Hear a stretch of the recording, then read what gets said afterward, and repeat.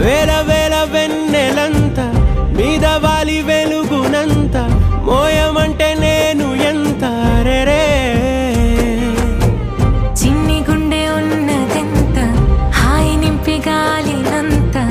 ఊదమంటే ఓ పేరెంత రే కళ్ళు రెండు పుస్తకాలు భాషలేని అక్షరాలు చూపులోనే అర్థమయ్యే అన్ని మాటలు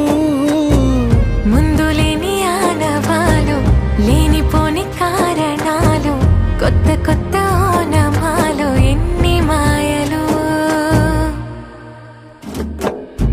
కథలెన్నో చెప్పారు కవితల్ని రాశారు